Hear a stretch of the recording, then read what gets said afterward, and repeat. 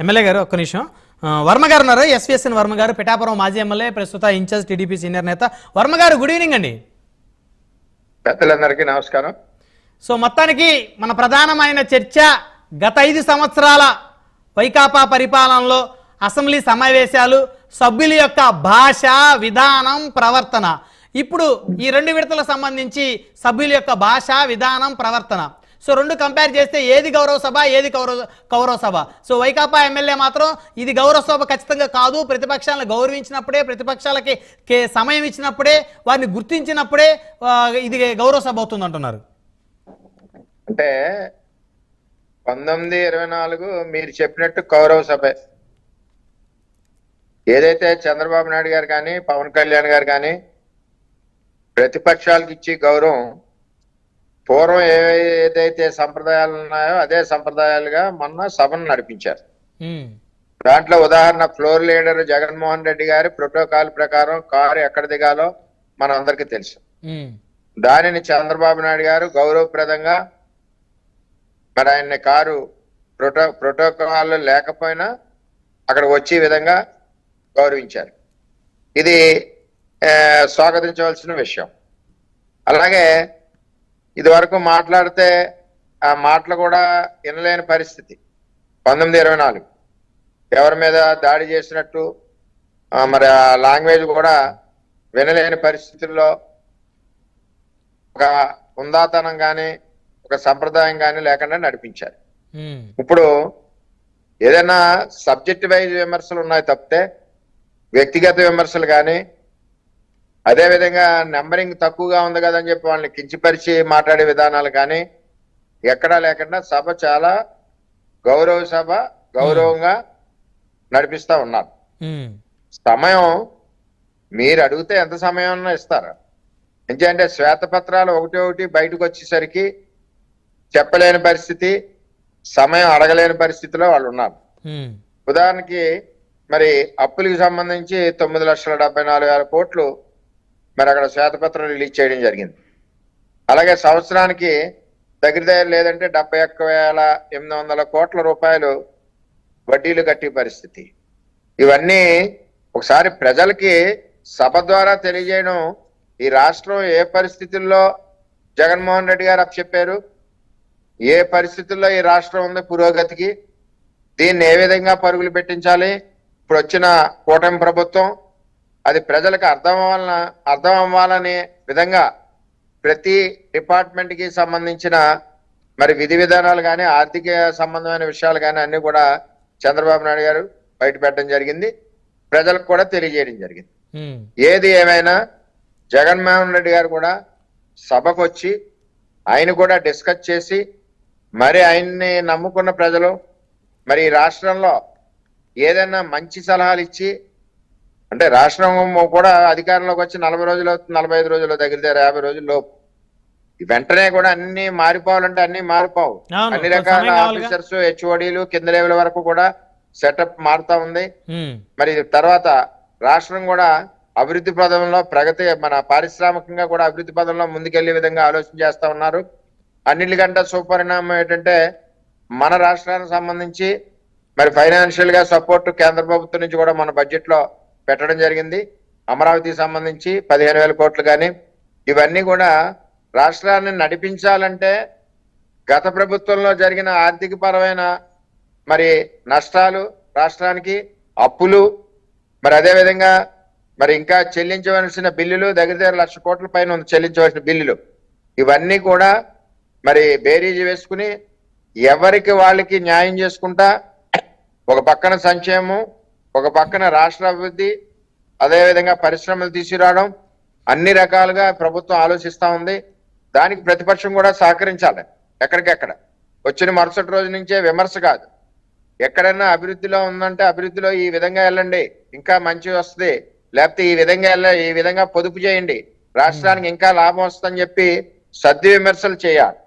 ఇది వరకు విధంగా మరి బాడీ లాంగ్వేజ్ని కానీ మాట్లాడే విధానాన్ని కానీ మార్చుకోవాలి. ఇప్పుడున్న కూటమి ప్రభుత్వం ఉన్న పార్టీలన్నీ కూడా అటువంటి విధానాలు ఏమీ లేకుండా గౌరవంగా సభ ముందుకు నడిపిస్తున్నారు. దాని ప్రకారం ఉందాగా వాళ్ళవనండి విమర్శలు పార్టీ పరంగా కాకుండా సభలో ఏదైతే మన ఇప్పుడు ఈ శ్వేతపత్రం ప్రకటించారు, ఆ శ్వేతపత్రం మీద ఏమైనా పొరపాట్లు ఏమైనా ఉంటే మాట్లాడండి, డిస్కస్ చేయండి. ఆ విధంగా మీరు మనం అభివృద్ధి పదంలో రాష్ట్రాన్ని తీసుకెళ్లాలి తప్పితే మనం డిస్కస్ చేయకుండా సభకు రాకుండా ఎక్కడో మీటింగ్ పెట్టి మీ సొంత పనులు ఇబ్బందిగా ఉండడం, సభకు రావడం వల్ల సొంత పనులు ఇబ్బంది అవుతాయి కాబట్టి మీరు సభను దూరం పెట్టడం వల్ల ప్రజలకు ఇంకా దూరం అవుతారు తప్పితే మీరు దగ్గర ఎవరు. ఏదేమైనా కూటమి ప్రభుత్వం స్వాగతిస్తుంది ప్రతిపక్షాన్ని.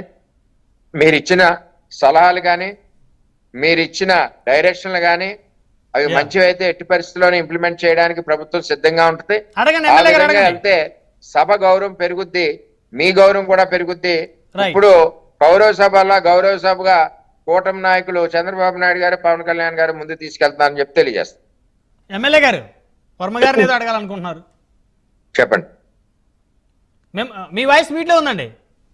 మిమ్మల్ని సంతోషం, వర్మ గారు చాలా హుందాగా మాట్లాడారు, మేము స్వాగతిస్తాం. కానీ మరి విష్ణుకుమార్ రాజు గారు సభలో 40% వైఎస్ఆర్ కాంగ్రెస్ పార్టీకి ఓట్లు వేసినటువంటి వాళ్ళు అన్నం తిన్నారా, ఇంకేమన్నా తిని ఓట్లు వేశారా అన్నటువంటి సభ కౌరవ సభ అవుతుందా, గౌరవ సభ అవుతుందా వర్మ గారు చెప్పాలి. దాన్ని ఎవరు ఖండించలా, ఆయన భాషనిచ్చుకుంటూ పోతున్నాడు. 40% ఓట్లు ఈ రాష్ట్ర ప్రజలు వైఎస్ఆర్ కాంగ్రెస్ పార్టీకి వేస్తే వాళ్ళు అన్నం తింటున్నారా, ఇంకోటి తింటున్నారంటే ప్రజలు, మనుషులు ఇంకేమన్నా తింటారా, ఇంకేమన్నా తింటారు అంటే అది ఏం తింటారని వారు మాట్లాడారో ఇది ప్రజలకు అర్థం కావాలి కదా. దానికి వారు క్షమాపణ చెప్పారా, ఇది వారు సమాధానం చెప్పాలి వర్మ గారు. రెండవది, బడ్జెట్ లో 15,000 కోట్లు కేటాయించారని వారు మాట్లాడుతున్నారు. సార్, ఇది నిన్న హిందూ పేపర్ లో వచ్చినటువంటి ఆర్టికల్. మీరు తెలుగు పేపర్ చూపిస్తే అది మా పేపర్ అంటారు కాబట్టి హిందూ పేపర్ చూపిస్తున్నా. హిందూ పేపర్ లో ఎన్డీఏ గవర్నమెంట్ లో భాగస్వామి అయినటువంటి బీహార్ కి 1,00,000 కోట్లు ఇవ్వడం ఏంటి, 59,000 కోట్లు డైరెక్ట్ గా ప్రకటించారండి.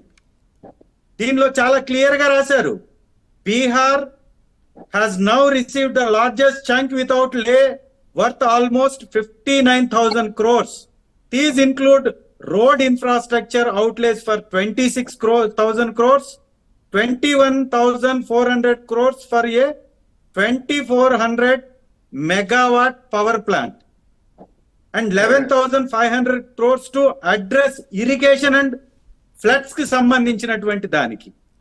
దీంతో పాటు దేవాలయాలకు సంబంధించినటువంటి ఆధ్యాత్మిక కేంద్రాలను డెవలప్ చేయడానికి కూడా కేంద్రం వారికి సహాయం చేస్తుందని చెప్పింది. మరి ఇది ఏమో బడ్జెట్ లో ఏకంగా 59,000 కోట్ల రూపాయలు బీహార్కి ఇస్తున్నట్టు బడ్జెట్ లో ప్రకటించారు. సార్, బడ్జెట్ లో పద్దులతో సహా ప్రకటించారు. మనకి ఏపీకి ఇస్తున్నటువంటి 15,000 కోట్ల గురించి కూడా దీనిలో రాశారు. ఇది అప్పుగా ఇస్తున్నారు, కేంద్రం ఉదారంగా ఇవ్వట్లేదు అని కూడా దీనిలో రాశారు. కేంద్రం ఎక్కడా కూడా ఈ 15,000 కోట్లకు సంబంధించి ఎక్కడా కూడా ఉదారంగా ఇస్తున్నట్టు స్పష్టత పద్దు ఇవ్వలేదు అని కూడా దీనిలో రాశారు. అంటే దీని అర్థం ఏంటి సార్? అనుకుంటా చంద్రశేఖర్ గారు గ్రాంట్ కూటమికి, ఎన్డీఏ కూటమికి సపోర్ట్ ఇవ్వడానికి బీహార్ 1,00,000 కోట్లు సాధిస్తే బడ్జెట్ ద్వారా మనం 0 కోట్లు సాధించాం. 15,000 కోట్లు అప్పుగా మాత్రమే ఏపీ రాష్ట్రానికి వస్తుంది. ఇది వాస్తవం. దీన్ని కూడా వక్రీకరించి మాట్లాడేటటువంటి ప్రయత్నం చేయడం అంటే ఈ రాష్ట్రాన్ని దగా చేయడం తప్ప. ఎమ్మెల్యే గారు మళ్ళీ వస్తే నాగాలి మీరు దయచేసి వర్మ గారు గుర్తుంచుకోవాలి. రెండవది వారు మాట్లాడారు శ్వేత పత్రాల మీద అబ్జెక్షన్ ఉంటే మాట్లాడొచ్చు అని. ఎస్, అబ్జెక్షన్ ఉంది. పవర్ లాసెస్ వారు 2014లో 6,625 కోట్లు అప్పున్నట్టుగా, డెట్స్ ఉన్నట్టుగా ఆ రోజు రికార్డ్స్ ఉంటే 2019 చంద్రబాబు నాయుడు గారి ప్రభుత్వం దిగిపోయే టైంకి డెట్స్ 28,715 కోట్లకు పెరిగింది. అంటే దాదాపు 22,000 కోట్లు పవర్ దానిలో అప్పులు చేసింది తెలుగుదేశం, జనసేన, బీజేపీ ప్రభుత్వం. ఆ రోజు కూడా వీరు అలయన్స్ లోనే ఉన్నారు కాబట్టి ఆ ప్రభుత్వం 22,000 కోట్లు అప్పు చేస్తే మా ప్రభుత్వం దిగిపోయే టైంకి 395 కోట్ల అప్పు మాత్రమే పవర్ సంస్థలకి ఉంటే దాన్ని కూడా తప్పుడు పత్రాలుగా రైట్ ఈ శ్వేత రైట్ పత్రాలను చంద్రశేఖర్ గారు విడుదల మళ్ళీ వస్తాను 1 by 1 మాట్లాడదాం. పాపారావు గారు ఉన్నారు మనతో, రాజకీయ విశ్లేషకులు. పాపారావు గారు గుడ్ ఈవినింగ్ అండి. సార్ నాకు ఒక్క 2 minutes టైం ఇవ్వండి, ఎందుకంటే మీరు రమ్మన్నారని యా, నేను యా, వేరే యా, యా. program పక్కకు పెట్టి వచ్చాను. రైట్ రైట్ పాపారావు గారి తర్వాత నాకు సమయం ఇస్తానంటే ఇబ్బంది లేదు.